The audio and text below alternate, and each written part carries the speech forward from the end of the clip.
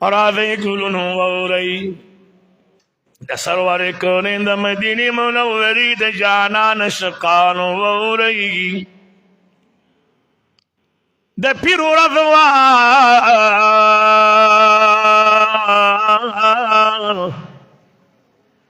جبریل علیہ الصلوۃ والسلام د آمینې بیبي په دروازه کې ودرېدلو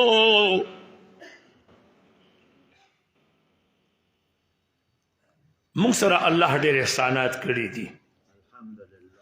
یو الله مونږ له ایمان را کړی دی الحمدلله بوایه یو الله مونږ له دین اسلام را کړی دی یو الله رب الجلال مونږ له قرآن را کړی دی یو الله رب الجلال مونږ له لیلۃ القدر را کړی دی یو الله مونږ له رمضان شریف را کړی دی لیکن یا ساتئ ګلونو که د مدینې منورې د جانان ذات نه وی نه به د ایمان خوشحالي وی نه به د دین اسلام رڼا وی نه به لیلۃ القدر وی نه به دیر سپارې قرآن وی معلومه دا شو ایمان قرآن دین اسلام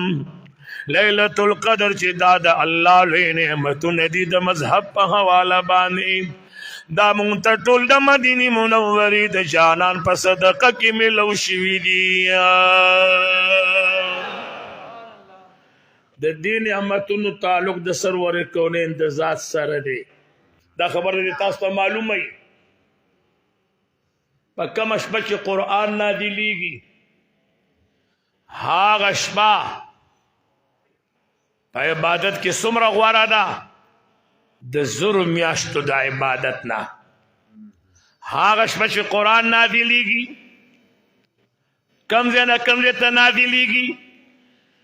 لوح محفوظ اول اسمان د دنیا ته نازلېږي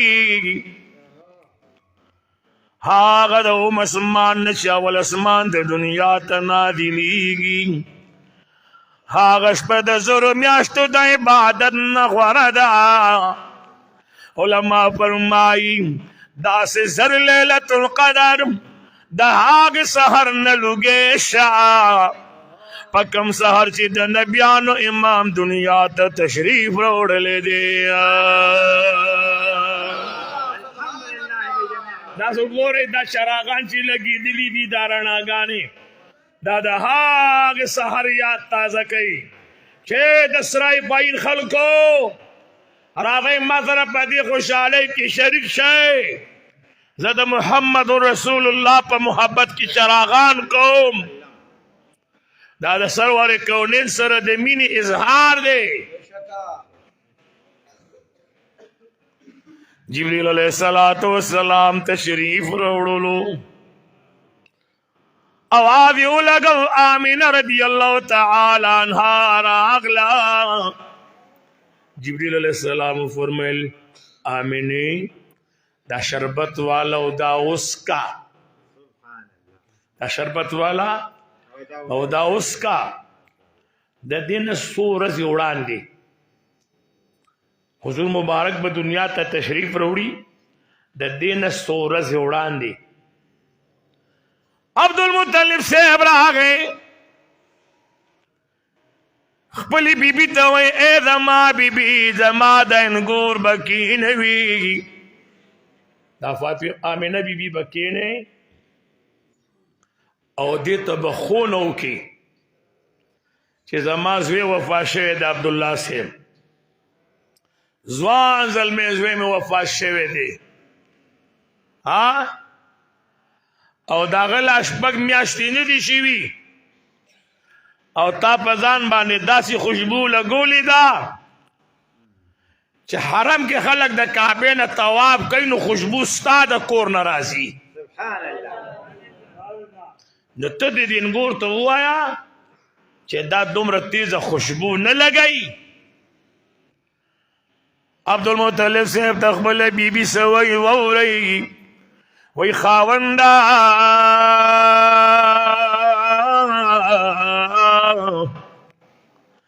ما ډیر کړه تخله جوړه کچ آمینی بیبی ته اویم چې آمینی بیبی دا خوشبو دومره تیزه مه لګوه زما د بچی د وفات لا کال نه برابریږي او ته دومره تیزه خوشبو لګوي خاونده څو ځل میزان جوړ کړ چې ورته ووایم خو په خدای یقین وکړه چې کله زه آمینې بیبي ته مخامخ شم نو د هغې په سترګو مبارکو کې دومره حیا ده چې ماله تې حیا راشي سبحان الله د هغې په مبارکو سترګو کې دومره حیا ده چې ماله تې حیا راشي نو خاونده زما خوله نه جوړېږي ته ورته پخپله ووایه عبدالمطلب صاحب راغی خپله نینګورې کینولا آمینی بیبی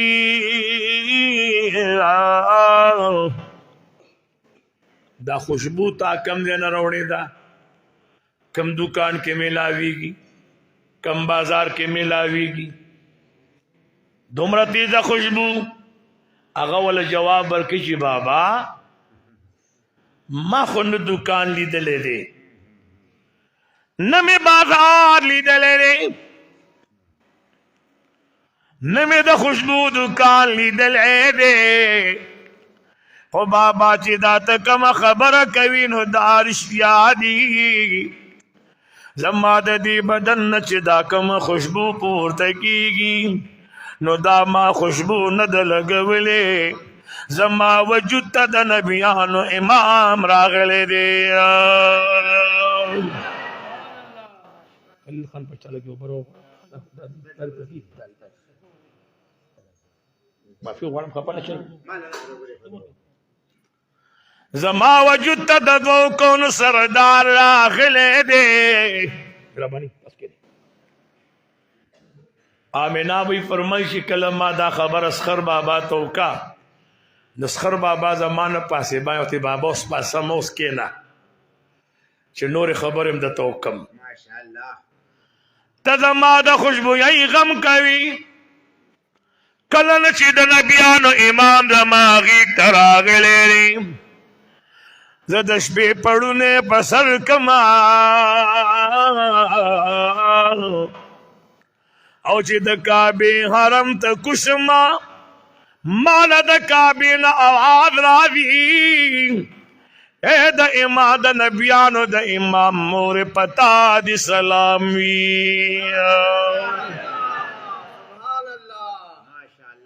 اے د نبیانو د امام موري پتا دي سلام ستاسو دې په سلام وي که نه زمونږ دې په سلام تاسو غلي غلي پاتې شوی زمونږ دې په سلام وي زمونږ دې په سلامونه زمونږ دې په باندې سلامونه وي اے د نبیانو د امام موري پتا دې سلام وي جبریل علیہ السلام دروازه کې ودرېدلو آمینہ رضی اللہ تعالی عنہ فرمائی ما د دغه شربت نه ګوټونه واخیستل خو شربت د شهدو نه زیات خوږ د پیو نه زیات سپینو او د مشکو عنبرو نه زیات اواز رانغی دا خبر آمینہ به کوي دا د حضور علیہ السلام مور بی بی فرمائی اوس په دې مې پوه کړه چې دا شربت راغلی کم ځای نه و تاسو ووایئ بعد ملګري پکې غلي شو دا نه رالېږلي خو راغلي کم ځای نه و اواز رانغی جنتی شربت جبریل علیہ السلام راوړي آمینہ رضی اللہ تعالی عنہا له ورکوي آمینی بی بی داغینا گوٹونا واخستل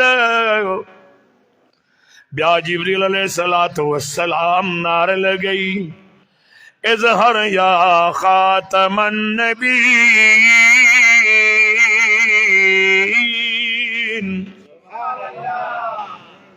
اے دلبوت دا سلسلے ختمون کیا دنیا ته تشریف راوړه. آمینه بی فرمای زه پوه شم چې د سرور کونین د راتلو ټیم دی. زه د ډېرې حیا د وجې نه کمرې له لاړمه،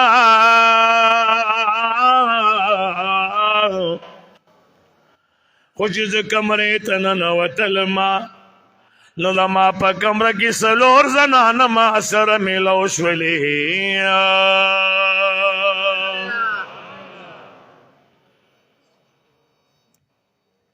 څلور زنانه ما سره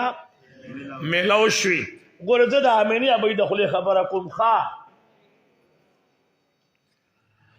ما د یوې بیبي نه تپوس کو ته څوک یې؟ راته فرمیل زه حوا بیبي ما.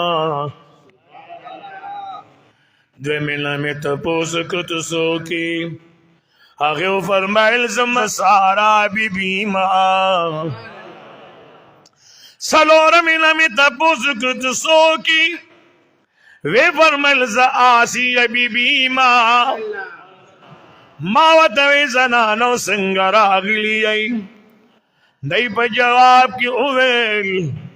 نن ستا غېږې ته د نبیانو امام جناب محمد رسول الله را روان دی. یو ځل بیا سبحان الله ووایئ.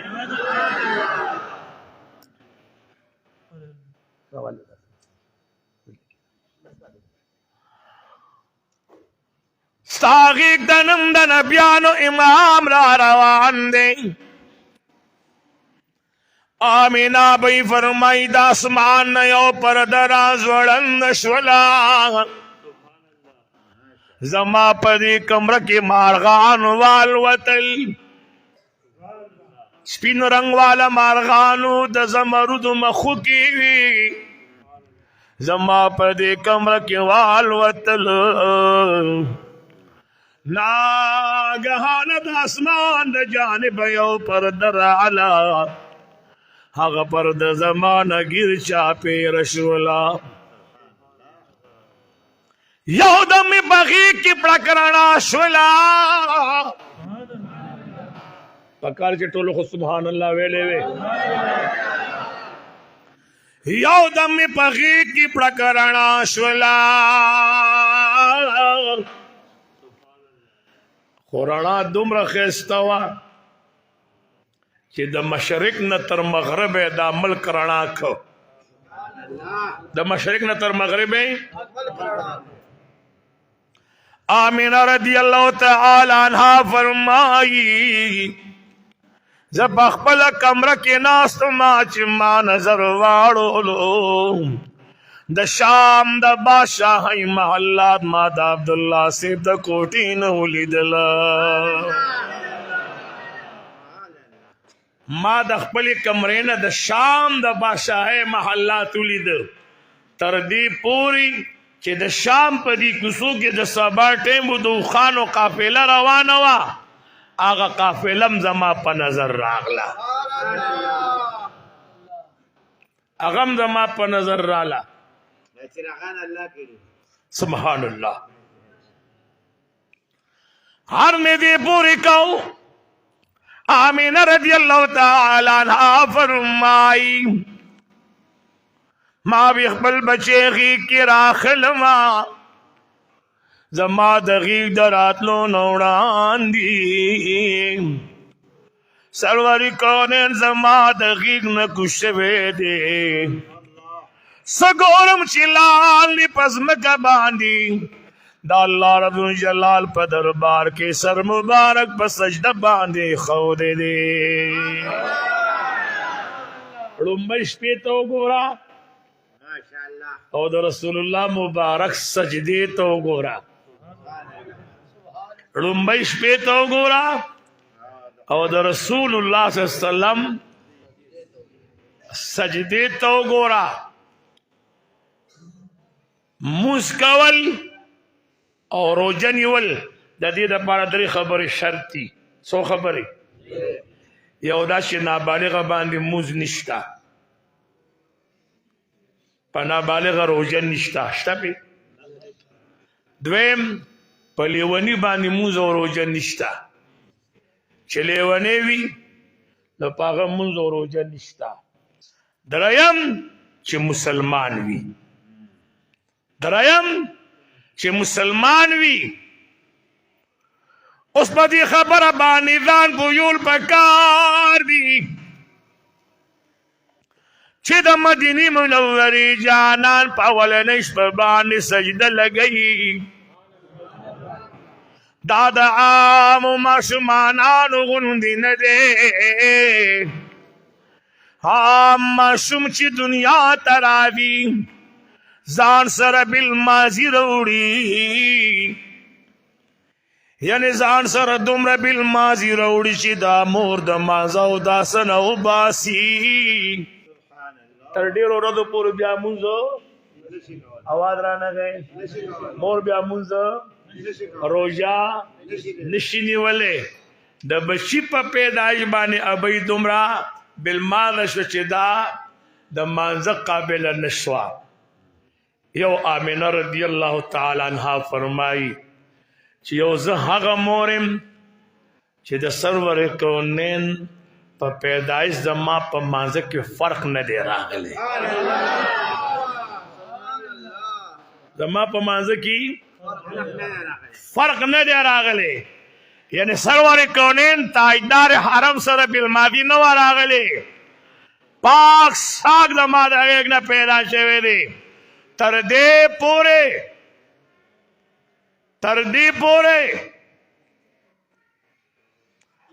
آمینہ رضی اللہ تعالی عنہ فرمائی چې کله سرور کونین د مدینې منورې جانان سر مبارک په سجده باندې کې خودلو اے د سرای پاین مسلمانانو ذهن ته خو یو سوال راځي کنه ذهن ته هره مولانا سے په دغه عمر کې سړی مونځ پیژني روژه پیژني مونږ نه خپل ماشوموالی هیر دی تاسو ته خپل عمر د بچپن 15 کال عمر د یاد شي اواز بیا هم رانغی چې چا جواب راکړه خدای دې دواړه جهان ښایسته کړي او زه تا دې خبر وکړم د حضور مبارک دې شان ته وګوره د مکې معظمې کافران راغلل د سرور کونین نه مطالبه کوي او څه وایي ته د الله رښتونی پیغمبر حضور وفرمیل او زه رښتونی پیغمبر یم ښه چې ته رښتونی پیغمبر نو دا سپوږمۍ راکوزه که دا سپوږمۍ نو رښتیا د کم پیغمبر په معجزه کې سپوږمۍ راکوز شوې ده اواز رانغی هلکه ته خو داسې دلیل ونیسه چې بل پیغمبر خو یو کار کړی که نه ته خو داسې یو دلیل خو وګوره چې بل پیغمبر کړی وي په هغې دلیل باندې خپل نبي نه تپوس وکړه که نه ته څنګه ده چې سپوږمۍ دې راکوشي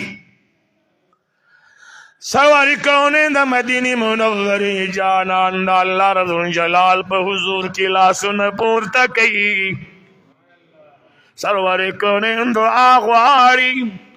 دغه دی جبریل علیہ السلام د مدینې منورې د جانان دربار لراغې محبوبا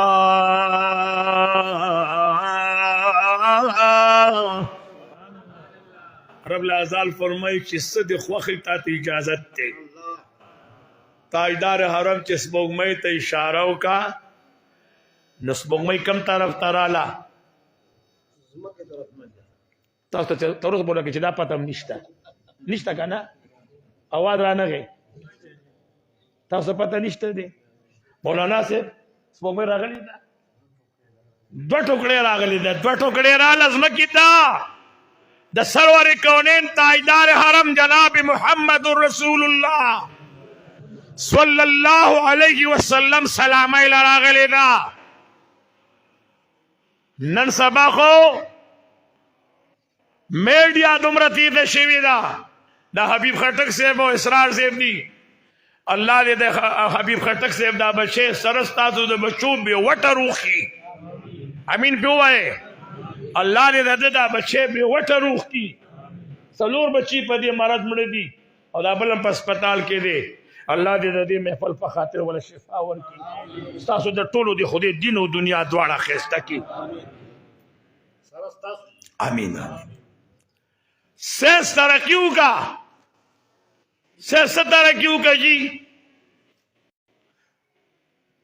یو سړی د تاسو ته په دې موبایل باندې خیم په خدای کې وی پیژنې چې دا څوک دی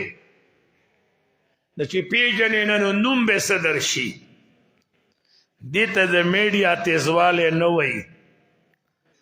د میډیا تیزوالی دې ته وایي د مدینې منورې د جانان په روزه مبارکه باندې یو فرشته ولاړه ده کله چې د سرور کونین امتی د مدینې منورې په جانان باندې درود وایي کله چې د رسول الله مبارک یو امتی پاکه دو جهان درود شریف وایي لکه تاسو په دې اسرائیل پای کې خو باندې پاکه دو جهان درود شریف ویلې کنه ویلې به مې کنه او تاسو ما سره ناسې په خدای کې د یو نوم راځي چې تاسو نامه ده او د پلار دې نامه ده او هغه فرشتہ چې په ګمبد حضرا باندې ولاړه ده عقاید و جهان فرمایي چې هغې ته الله دومره قوت سامعه ورکړی دی چې کله د ما امتی په ما درود اولولي نو دا فرشته ما ته څه وایي پلانکې د پلانکي زوی او د پلانکي خاندان سړی پتا باندې درود و سلام وایي فلانې د فلانی زوی او د پلانکي خاندان سړی یا رسول الله صلی الله علیه وسلم پتا سو باندې درود وایي نو اوه دا میډیا تیزه ده که دغه کنکشن تیز دی اواز بیا هم رانغی هغه کنکشن ډېر تیز دی په خدای یقینو کې ته په سرای پاین کې ناست دی او چې د سرور کونین په ذات درود وې نو دومره پیژنګلي پیدا شي چې ستا او ستا د پلار نوم هم سرور کونین ته واخلي دې ته کمال وایي سینس به دا ترقي کړې وي چې د ځمکې نه انسان پورته شي او لاړ شي په سپوږمۍ د پاسه ودرېږي او د چینا بادشاهۍ والا وړه غوندې جنډه په هغې باندې ودروي د دنیا سترګې بې تورۍ څه حقیقت به وي یا به نه وي لیکن یا ساتئ هغه ترقي نه ده د نن څوارلس سوه کاله وړاندې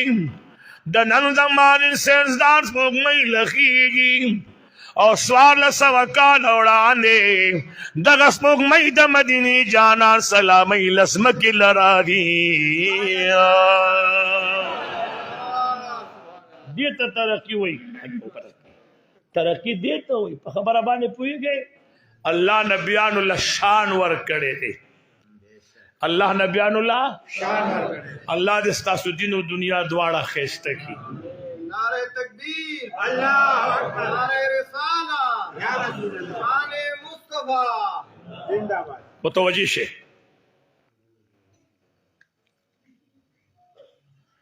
هر مې دې پوری کورا دی ګلونو اورای زین ته یو سوال راځي چې دا پیغمبر په ورکوټوالي کې دا خبره څنګه پیژني نو قرآن د دې خبره وضاحت کړی دی عیسی علیہ السلام په زانګو کې وکنو اواز را نغی په زانګو کې قوم سره خبرې کړې دي کنا قرآن په دې گواه دی انی عبد الله آتانی الکتاب وجعلنی نبیا واوصانی بالصلاة والزکاة ما دمت حیا زه الله نبی ګرځولم او په زانګو کې زانګې دې ټیم کې وای زه الله نبی ګرځولم مال الله انجیل را کړی سبحان الله او ما ته الله په منځو په زکات باندې امر کړی دی سبحان الله په زانګو کې د قوم سره خبرې کوي او زما او ستا محبوب په زانګو کې سپوږمۍ سره خبرې کوي د نبیانو امام د سپوږمۍ سره خبرې کوي. سیدنا حضرت عباس رضی الله تعالی عنہ فرمایي وای زه یو ځل بنو سعد قبیلې ته پس کار پسې لاړم. متوجه خو یې پس کار پسې لاړم. ما وی دلته د عبدالله بچی دی د حلیمی ابی کر ډیر دی زم چې محمد رسول الله وینما وای چې د حلیمی ابی کر عالم د سرور کون زانګو ترانی دې شما د ماسختن ټیم وقیدو جهان د زانګو نه د سپوږمۍ سره خبرې کولې د سپوږمۍ سره خبرې کولې. رسول الله مبارک نے اورد صحابو ته پوښتنه وکړه چې محبوبه تاسو خپل بچپن یاد شي؟ حضور مبارک ورته فرمایل وای زه یو ورځ خپل مور په سیزنۍ تاسو ته سیزنۍ وای چې ماشوم کې په سیزنۍ تړلې وم نو دا مټې را لکلکې تړلې وي چې دا مټې را لکلکې تړلې وي نو ما وجړل. کله چې ما وجړل سپوږمۍ ماله آواز راکړ د الله محبوب مجاړه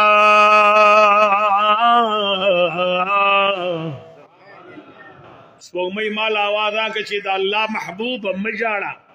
صحابه کرام عرض کوي چې یا رسول الله صلی الله علیه وسلم تاسو د سپوږمۍ خبرې اورېدي؟ آقا و مولا د مدینې منورې جانان ورته فرمایل سپوږمۍ خبرې خو ډېرې نږدې دي بره په لوح باندې قلم چلیږي چې لوح محفوظ ته ویلی شي په هغې قلم چلیږي. کلم چې کوم ټیم په تختۍ به مونږ راښکلو چې واړه به نو کلم به کشارې کولو. آقا و مولا فرمایي د هغې قلم کشارې عرش برین نه لاندې چې کوم ملایکې دي عرش نیولی دی د هغې ملایکو د حمد ثنا اواز او د قلم کشارې به ما د آمینې ابۍ په وجود کې دننه اورېدلو.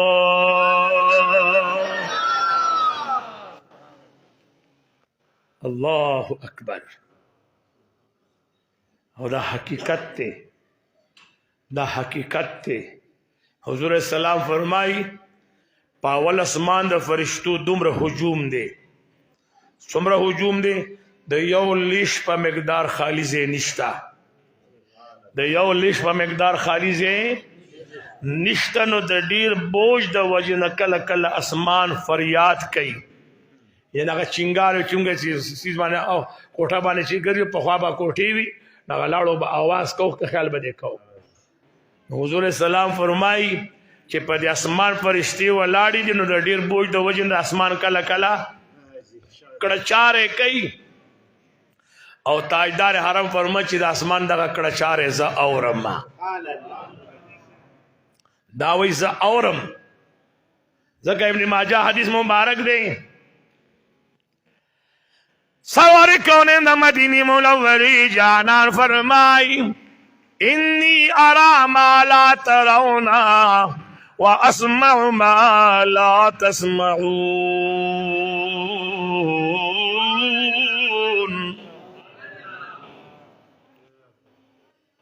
حضور السلام فرمائی زه چې څه اورم تاسو نه اورئ زه چې څه وینم تاسو نه وینئ او دا حقیقت دی. د نبی نظر ته د شاه نظر رسیدې شي د پیغمبر اورېدو ته د شاه اورېده رسیدې شي هغه بې مثله دی هغه جی بې مثله دی نه د هغه نه وړاندې داسې څوک پیدا شوي دي او نه به رستو څوک پیدا شي لکه حسان بن ثابت رضی الله تعالی عنہ فرمایي واحسن منك لم تر قط عيني وأجمل منك لم تلد النساء. محبوبا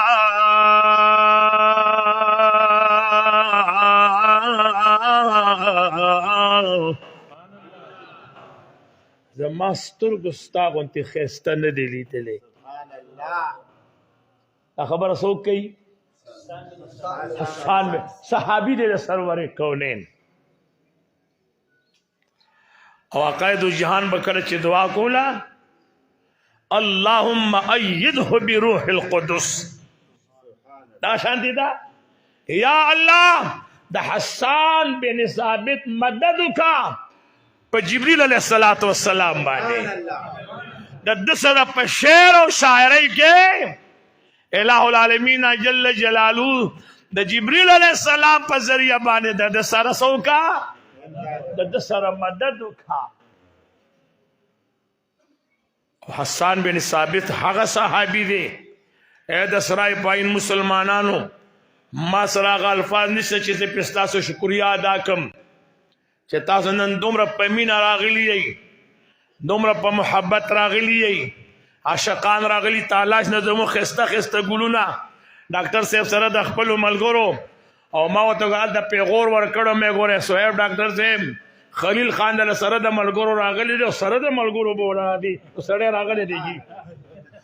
راځئ ګلونو واورئ سرور کونین د مدینې منورې جانان جناب محمد رسول الله سپوږمۍ راکوزه کړله چې سپوږمۍ راکوزه شوه نو د مکې معظمې کفارو سوي چې هذا سحر مستمر دا خو هغه جادو دی چې د پخوا نه را روان دی دا خو هغه جادو دی د په جادو چا سپوږمۍ راکوزه کړې چې دا پخوا نه دا جادو را روان دی ولې پخوا نه سپوږمۍ چا راکوزه کړې وسه دا خو یو جادو دی ستاسو په سترګو نظربندي وکړه دی باب کې راغی ګلونو یو خبره واورئ د مدینې منورې جانان مجلس لګولی دی یو سړی راغی چې سړی راغی نو د حرم شریف په دې دروازه کې خلیل خان د حرم شریف په دې دروازه کې ودرېد نو دا یو لاس یې په دې یو درشل کېښود او دا بل لاس یې جي داسې کېښود او رسول الله مبارک ته داسې ګوري تاجدار حرم ورته وفرمیل مېلمه څنګه راغلی مېلمه څنګه راغلی هغه ورته وایي زه دا ډېر لرې نه راغلی ما په خپل ملک کې خبر شوی چې په مکه معظمه کې یو پیغمبر پیدا شوی دی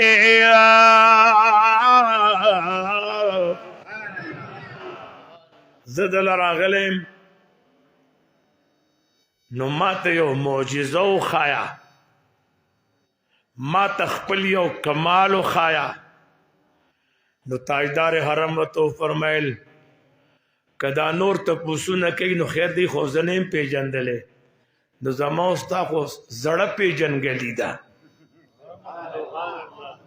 زما او ستا خو اواز بیا هم رانغی زما او ستا خو زړه سړی یو دم حیران شي چې ما خو په ژوند کې پړومبي ځل ولیدی او دی ما دې زما او ستا زړه پېژنګلي ده یو تی صاحبه زه خو تا نه پېژنم سوار کونین د مدینې منورې جانان ورته وفرمیل سوداګري وی او یا رسول الله سوداګرې ما د ګیر چاپېره وطنونو سفر دي کړي دي وی او یا رسول الله وچته د بنو سعد د قبیلې په لاره ترې راغلی په دغه لاره خو زه ځم راځم دا خو د سفر لارې دي تا ته یو خبره یاد شي سړی داسې ببر شو چې دې سړي خو جوړ زوړ تاریخ راواغست دې سړي خو جي دغه جوړ زړې پاڼې راواغستې ورته وایي شي یو ورځ واته را روان وي په سفر باندې تللي د تجارت په غرض باندې د بنو سعد د قبیلې خواله چې راغی باران شروع شلو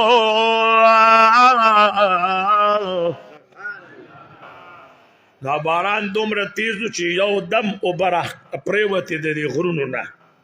چې را پرېوتې نو په دې لښتو کې د اوبه راخورې شوې یو بلکل وی هلته یو ماشوم ولاړو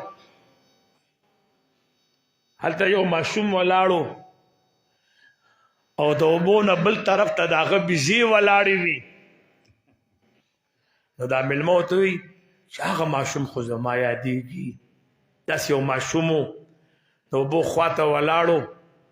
او بیزې بل طرف ته په غاړه ولاړې وي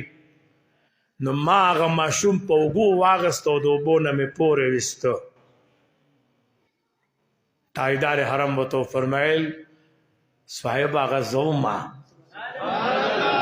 آواز مینې رانغی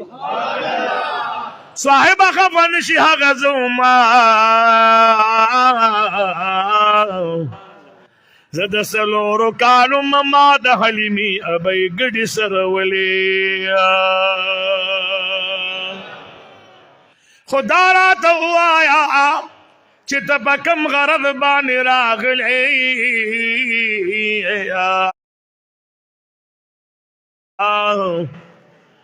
ما له خو دې دا خبره ډېره ده خو چا راته وویل چې دې پیغمبر په معجزه باندې سپوږمۍ ځمکې له راغلې ده نو د مکې کفار یې نه مني خو صاحب زه در سره منم زه د هندوستان یم په کومه شپه چې دا سپوږمۍ ځمکې له راتله زه د کمرې د پاسه ناست وم دا سپوږمۍ ما لیدلې وه چې ځمکې ته را روانه وه هغه زه د خدای رسول یم نو په عقاید و جهان ایمان راوړه د تاریخ په کتابونو کې د هغه رتن الهند نامه ده رتن الهند دا د هغه نوم دی ما دې خبره باندې به کېدی شي تاسو پوه شوي یئ ما او تا ته خپل بچپن نه یادېږي او تاجدار حرم د 4 کالو خبره د 8 کالو سړي ته وکړه د خپل 4 کالو خبره د 8 کالو سړي ته وکړه ځکه چې د حضور مبارک هغه څه خو دی په ځوان وکنه دی په طاقت کې وکنه او چې رسول الله مبارک د نبوت اعلان کړو د حضور مبارک عمر 40 کالو نو چې 10 عمر سره نور کې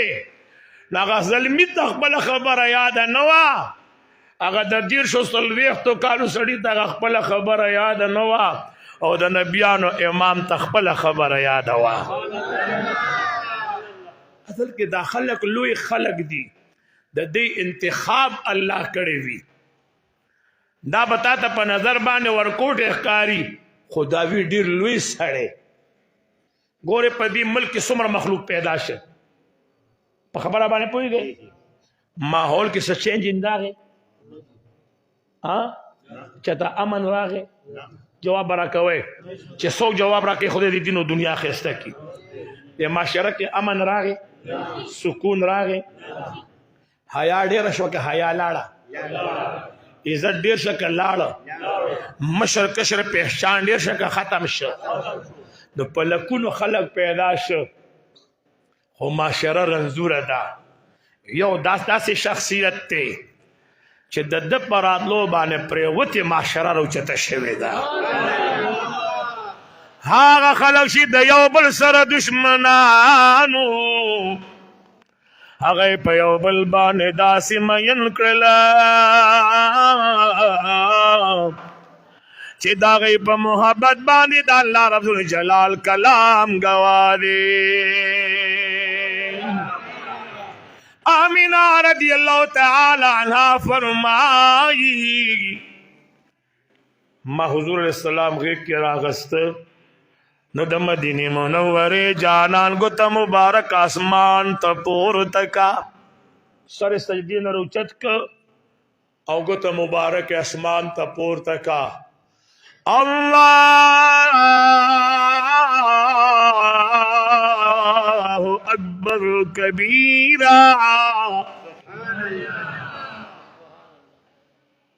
اللہ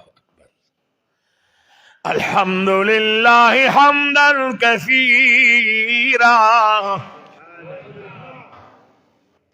سبحان الله بكرة وأصيلا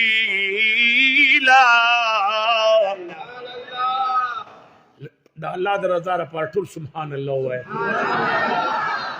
آمینه بی فرمایي ما حضور غیږ کې راوچت کړ نو ما په دې خپل ځیګر پورې ونیوه. زما بی ستا د دغې شونډو نه لوګی شمه تا به پرې زمونږ دا محبوب څومره ښکل کړی وي. ستا د دغې سترګو نه لوګی شم تا به پرې زمونږ محبوب ته څومره په مینه مینه کتلي وي. ستا د دغې سینې نه قربان شم چې محمد رسول الله په باندې ژوند تیر کړی دی. سرور کونین می غیږ کې راواخیستلو سهار چې ډومبۍ رڼا لګېدله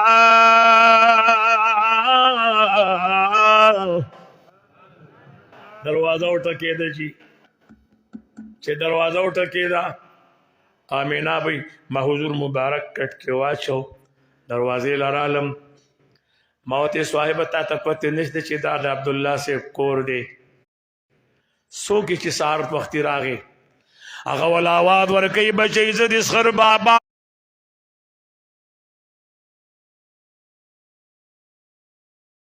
عبدالمطلب ما زه د اصغر بابا عبدالمطلب ما بچی دلته خو تا کره نوی مېلمه راغلی نه دی.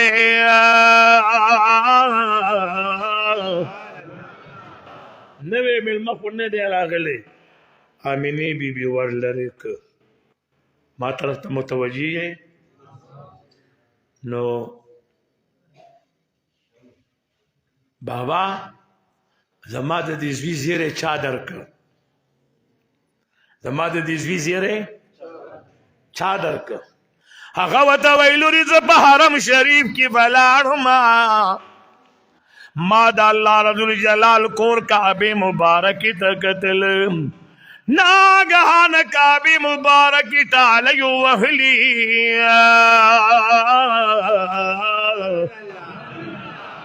او یو دم مقام ابراهیم طرف ته ټیټه شوه او هغه دې ځمکې ته رانږدې شوه.